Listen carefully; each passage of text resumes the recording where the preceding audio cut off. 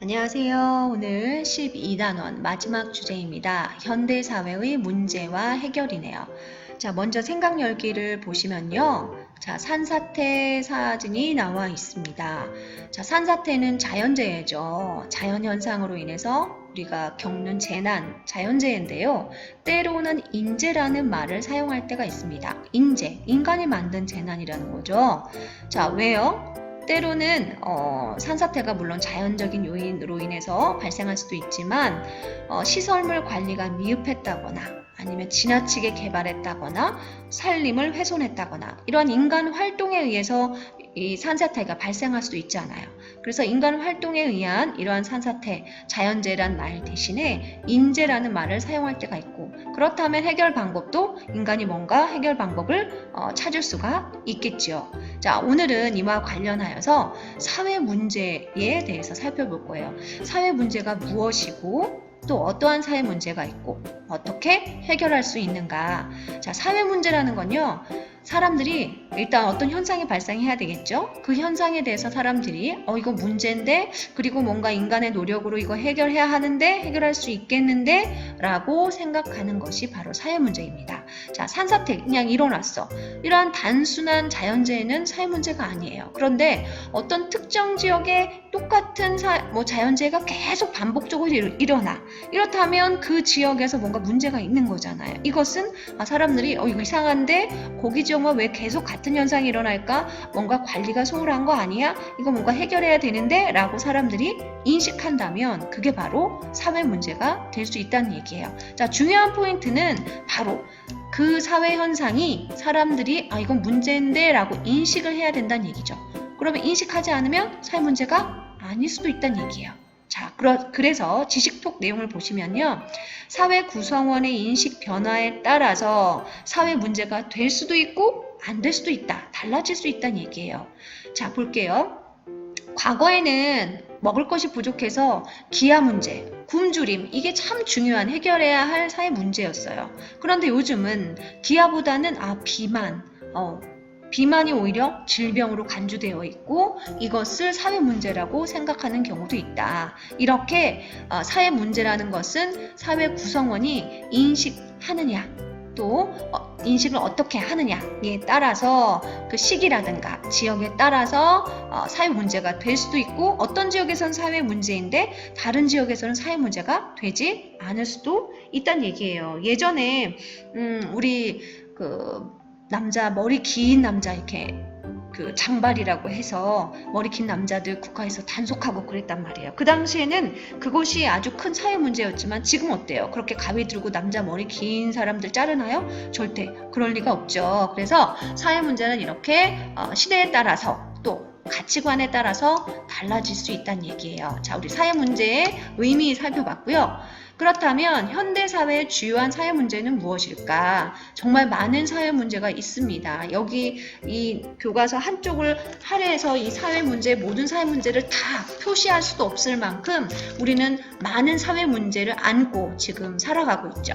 자, 그 중에 인구 문제가 나왔어요. 우리 지난 시간에 우리나라가 겪고 있는 문제 중에 하나가 저출산, 고령화 문제 이야기했었잖아요. 자, 선진국은 주로 인구가 줄어드는 문제, 그리고 개발도상국은 여전히 인구가 폭발적으로 증가하는 문제, 이런 문제가 나타나고 있고, 또 어떤 문제도 있다? 노동 문제가 있다. 노동자와 사용자 간의 갈등, 실업 문제, 그 다음에 각종 사회 불평등 문제, 또 여러분 일상생활과 관련해서도 주택 부족 문제, 교통체증 문제, 그 다음에 사회 집단끼리 어떤 격차 문제, 그 다음에 요즘 정보 유출, 개인정보 유출이라든가 사생활 침해라든가 정보 격차로 인한 문제.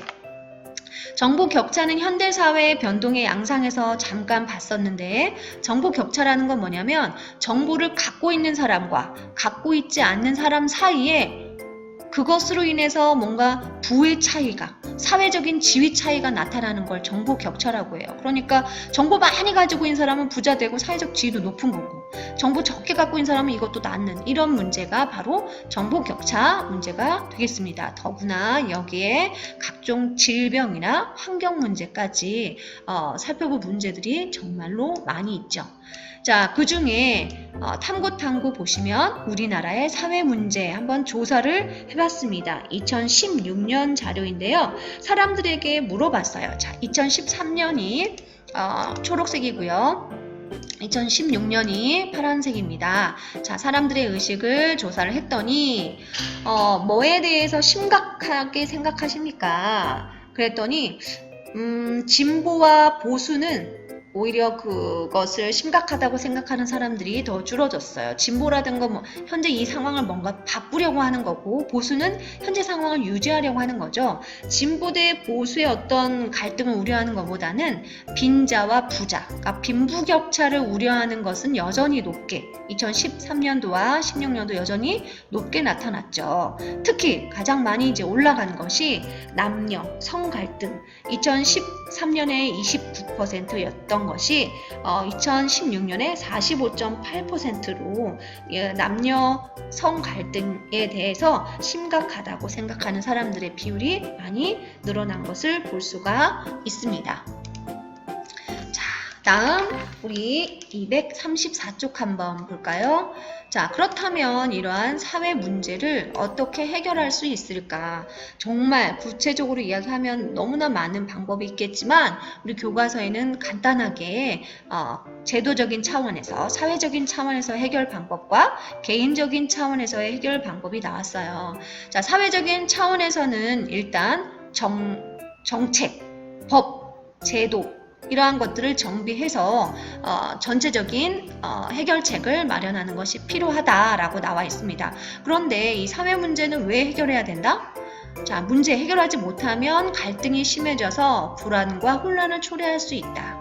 하지만 효과적으로 해결하다 보면 오히려 문제가 통합의 계기, 발전의 계기가 될 수 있기 때문에 사회적인 차원에서는 법과 제도를 만들어내는 거고, 이러한 것을 시행하는 것이 바로 사회적인 차원의 해결 방법이라면, 그렇다면 개인적인 차원의 노력은 뭐가 있을까?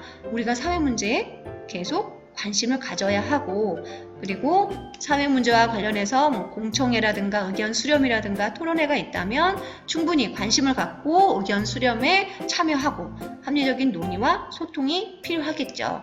실제 사례 하나 보도록 하겠습니다. 뉴욕의 사례인데요. 자, 여기 보시면 고가도로가 나와 있습니다. 이게 이제 과거에 뉴욕에서 화물 운송하기 위해서 만들어진 고가철로였습니다. 그런데 이게 이제 오랫동안 사용하지 않다 보니까 거의 도시의 흉물로 그냥 방치가 되었던 이 철로였어요. 그래서 이것을 철거하느냐 아니면 보존하느냐 오랫동안 논쟁을 하다가 뉴욕시와 그 다음에 지역사회 시민들이 계속 소통을 하고 협력을 하여서 다시 탈바꿈한 사례입니다.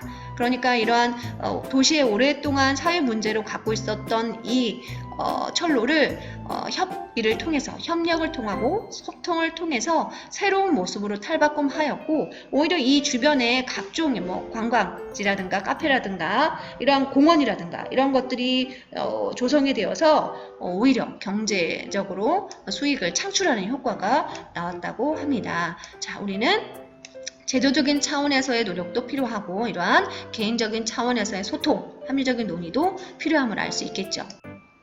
자, 여기 탐구 보시면 학교에서 접할 수 있는 사회 문제 사례가 하나 나와 있습니다. 여러분들 많이 이용하시는 SNS라든가 채팅방을 통해서 학교 폭력이 이루어지고 있죠. 때로는 나도 모르는 사이에 내가 가해자가 될 수도 있고 피해자가 될 수 있는 상황입니다. 이 포스터를 통해서 가상 공간에서의 학교 폭력을 예방하기 위한 공익공고 한번 보시고요. 과제를 통해서 여러분도 사회 문제의 원인과 해결 방안 찾기에 함께 활동하여 주시기 바랍니다. 자, 여기까지 해서 현대사회의 문제와 해결 수업을 마치도록 하겠습니다. 수업 듣느라 고생 많았습니다.